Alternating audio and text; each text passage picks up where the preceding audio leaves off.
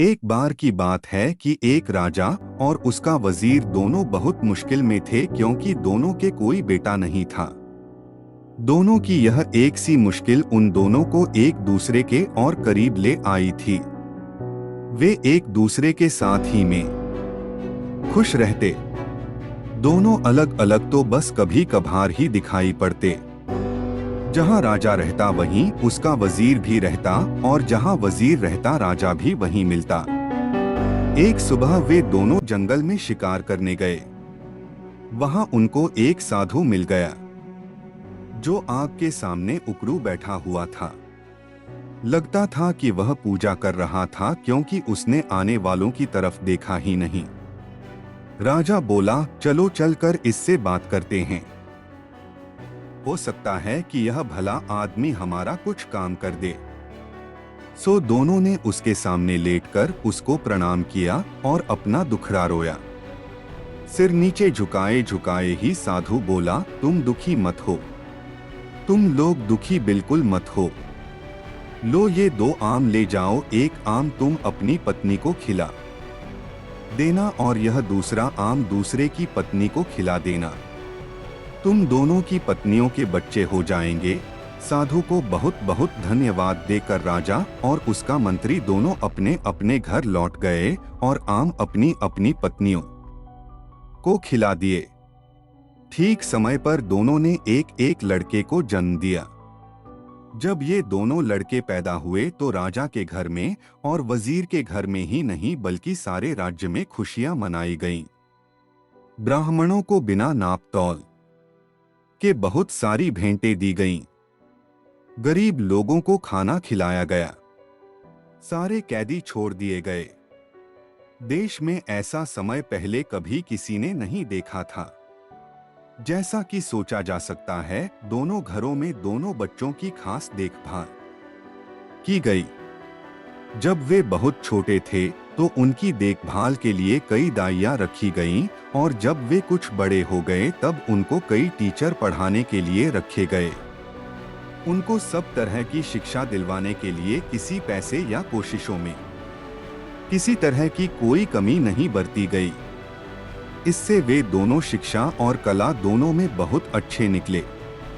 अपने पिताओं की तरह वे भी आपस में एक दूसरे से बहुत प्यार करते थे और दोनों अक्सर साथ साथ ही रहते।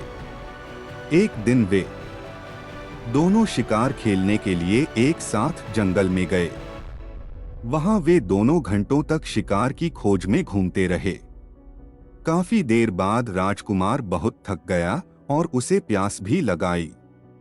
वे अपने घोड़ों से उतर गए और उन्होंने अपने अपने घोड़े एक पेड़ से बांध दिए। राजकुमार वहीं घोड़ों के पास बैठ गया और वजीर का बेटा पानी की खोज में चल दिया। उसको जल्दी ही एक छोटी सी नदी मिल गई। वह राजकुमार की प्यास को तो भूल गया और उस नदी के स्रोत को ढूंढने चल दिया। वह 1-2 मील ही गया होगा कि उसको उसका स्रोत मिल गया। वहां उसने एक बहुत सुंदर परी को एक शेर के सहारे बैठा देखा। उसने यह भी देखा कि वह शेर उस परी से डरा हुआ था। यह दृश्य देखकर तो वह आश्चर्य से चौंक गया और इसे बताने के लिए राजकुमार के पास दौड़ गया। साथ में उसने राजकुमार को पिलाने के लिए थोड़ा सा पानी भी साथ ले लिया। जब वजीर का बेटा राजकुमार के पास पहुंचा तो राजकुमार ने पूछा, अरे इतनी देर तक तुम कहाँ रह गए थे और तुम ऐसे डरे डरे से क्यों दिखाई दे रहे हो, तुम्हें क्या हुआ है? वजीर के बेटे ने जवाब दिया, कुछ नहीं। कुछ नहीं, राजकुमार बोला, कुछ तो हुआ है। तुम्हारा चेहरा बता रहा है कि तुम्हारे साथ जरूर ही कुछ हुआ है। तब वजीर के बेटे ने उसे बताया कि उसने एक बहुत सुंदर लड़की को देखा है। वह शेर के सहारे बैठी हुई थी और वह शेर उससे बहुत डरा हुआ लग रहा था। ऐसा था उसकी सुंदरता का जादू। राजकुमार बोला, मैं भी ऐसी लड़की को देखना चाहूंगा। तुम मुझे उसके पास ले चलो। वजीर का बेटा राजी हो गया और दोनों उस लड़की की तरफ चल दिए। वहां जाकर उन्होंने देखा कि शेर तो उस परी की गोद में सिर रखे सो रहा है। वजीर का बेटा बोला, डरो मत, हम उतनी देर में उस लड़की को पकड़ लेते हैं जबकि शेर सोया हुआ है। वे दोनों उस लड़की के और करीब चले गए। वजीर के बेटे ने शेर का सिर उठाया और उसको जमीन पर लिटा दिया, जबकि राजकुमार ने लड़की को पकड़ा और उसको साथ लेकर वहां से चल दिया। वजीर का बेटा वहीं रह गया। जब शेर जागा तो वहां वजीर के बेटे के अलावा किसी और को न देखकर बोला, अरे वह परी कहाँ गई? वजीर का बेटा बोला, मेरा दोस्त उसको ले गया है। शेर बोला, तुम्हारा दोस्त? तुम उसको अपना दोस्त कहते हो जो तुमको मरने के लिए यहाँ छोड़ गया है। वह तुम्हारा दोस्त नहीं, वह तो तुम्हारा सबसे बड़ा दुश्मन है। कोई सच्चा दोस्त इस तरीके से अपने दोस्त के साथ नहीं करेगा जैसा उसने तुम्हारे साथ किया है। अब मैं तुम्हें सच्चे दोस्तों की एक कहानी सुनाता हूं। एक बार की बात है कि 3 दोस्त थे। एक राजकुमार था, एक ब्राह्मण था और एक बढ़ई था। इन तीनों के पास अपनी अपनी खास चतुराई थी। राजकुमार मुश्किल से मुश्किल और पेचीदा से पेचीदा मामलों को बहुत जल्दी सुलझा देता था। ब्राह्मण मरे हुए आदमी को जिंदा कर सकता था और बढ़ई चंदन की लकड़ी का एक ऐसा घर बना सकता था जो उसके मालिक के कहने पर कहीं भी जा सकता था। एक दिन ब्राह्मण और उसके माता पिता में कुछ कहा सुनी हो गई तो उसके माता पिता ने उसे घर से निकाल दिया। इस परेशानी के समय में वह अपने दोनों दोस्तों के पास पहुंचा और जाकर उन्हें सब हाल बताया। उसने उनसे कहा कि वे उसके साथ किसी दूर देश चलें। राजकुमार और बढ़ई दोनों राजी हो गए और तीनों वह देश छोड़कर वहां से कहीं और चल दिए। वे लोग बहुत दूर नहीं गए थे कि राजकुमार किसी वजह से रुक गया, पर बढ़ई और ब्राह्मण आगे चलते रहे। कुछ देर बाद राजकुमार जल्दी जल्दी आगे चला ताकि वह अपने दोस्तों को पकड़ सके, पर बदनसीबी से वह दूसरे रास्ते पर चला गया और उनको न पा सका। वह इस आशा में चलता रहा कि वह अपने दोस्तों को ढूंढ लेगा, पर जब काफी दूर जाने पर भी वे उसको नहीं मिले तो उसको लगा कि वे इतनी तेज क्यों जा रहे थे कि वह उनको पकड़ ही नहीं पा रहा था। पर इस बीच ब्राह्मण और बढ़ई दोनों बहुत ही धीरे चल रहे थे और सोच रहे थे कि राजकुमार अब तक उनको पकड़ क्यों नहीं पाया। वे लोग तो बहुत धीरे धीरे जा रहे थे। आखिर यह सोचकर उन्होंने उसके आने की आशा छोड़ दी कि शायद उसको घर की याद आ रही होगी तो वह घर वापस चला गया होगा। चलते चलते राजकुमार एक बहुत बड़े मैदान में आ निकला जिसके बीच में एक बहुत बड़ी और शानदार बिल्डिंग खड़ी थी। उसने सोचा, यहाँ कौन रहता है? यकीनन कोई ताकतवर आदमी ही रहता होगा। मैं जाकर मालूम करता हूँ। सोचते हुए वह उस बिल्डिंग के दरवाजे तक गया और दरवाजा खटखटाया तो एक बहुत ही सुंदर लड़की ने दरवाजा खोला और बड़ी मीठी आवाज में उसको अंदर आने के लिए कहा। जब वह अंदर आ गया तो वह रो पड़ी। राजकुमार ने उससे उसके रोने की वजह पूछी तो वह बोली, तुम्हारी सुंदरता और तुम्हारी जवानी देखकर मुझे तुम पर दया आती है।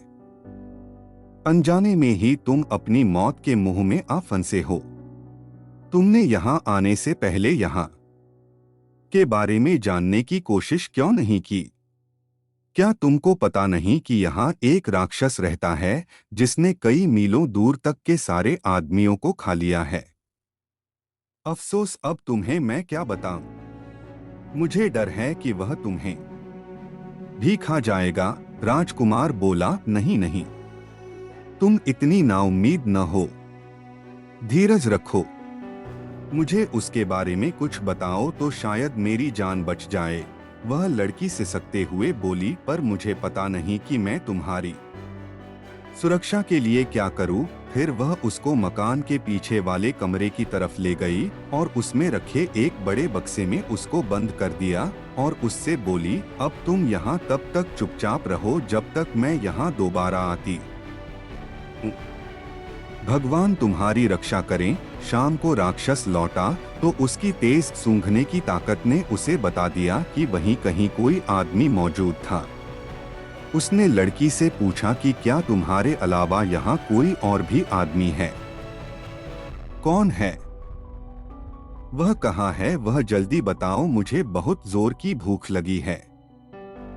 लड़की बोली, लगता है आज तुम्हारी तबीयत ठीक नहीं है। यहाँ कोई आदमी नहीं आया।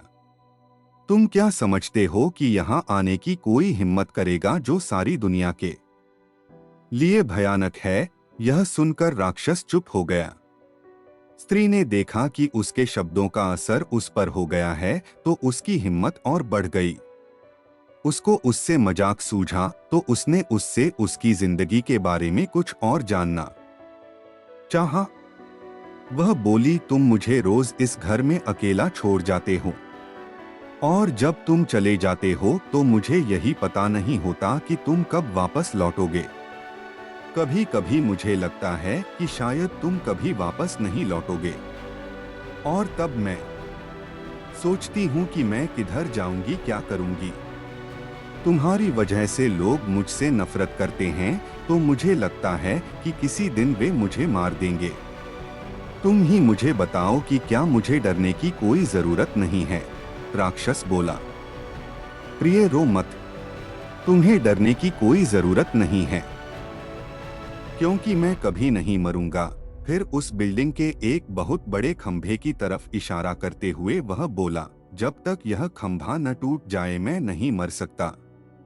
पर यहाँ कौन है जो यह बात जाने? अगली सुबह जैसे ही राक्षस बाहर गया, वह लड़की गई और उसने राजकुमार को आजाद कर दिया और उसको रात वाली सारी बातें बता दी। राजकुमार यह सब सुनकर बहुत खुश हुआ। वह बोला, बस यही समय है, मैं इस खंभे को तोड़ देता हूँ और उस राक्षस को मार देता हूँ। ऐसा कहकर उसने खंभे को मार मार कर तोड़ दिया जब तक उसके सैकड़ों टुकड़े न हो गए। ऐसा लग रहा था कि राजकुमार की हर चोट सीधी राक्षस पर पड़ रही थी क्योंकि जैसे ही वह खंभे को मारता था राक्षस बहुत जोर से चिल्लाता था। जब खंभा टूटकर गिर गया तो राक्षस भी मर गया। अब राजकुमार उस सुंदर लड़की के साथ उस घर में रहने लगा। आसपास के लोग उसका राक्षस को मारने के लिए धन्यवाद करने के लिए आए। उसके बाद उस देश में शांति और खुशहाली छा गई। आसपास की जमीन में फिर से खेती होने लगी। गांव बसने लगे। वातावरण में लोगों की हंसी और संगीत गूंजने लगा। पर सच्ची खुशी हमेशा के लिए तो नहीं रहती। एक दिन वह लड़की अपने घर की एक खिड़की के सामने अपने बाल संवार रही थी। बाल संवार कर कंघी उसने खिड़की की दीवार पर रख दी कि एक कौआ वहां आया और उस कंघी को लेकर उड़ गया। वह उसको बहुत दूर समुद्र के पास लेकर उड़ गया और वहां जाकर उसको पानी में गिरा दिया।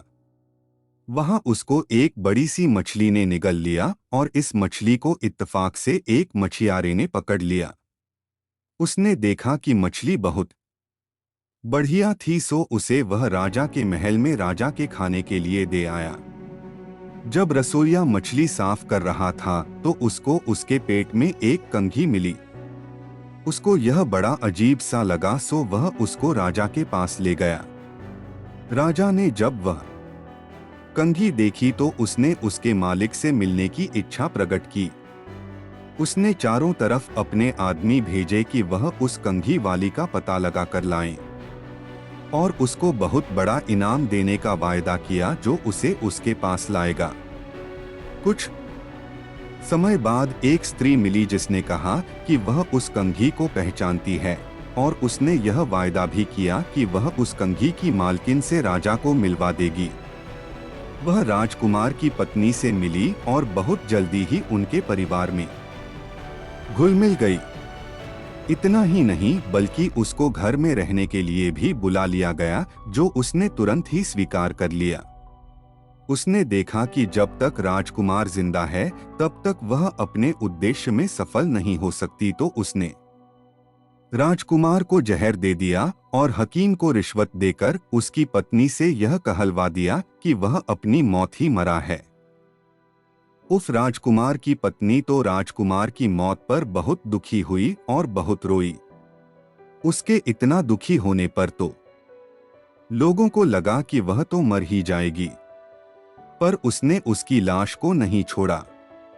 उसने उसको एक मजबूत बक्से में बंद कर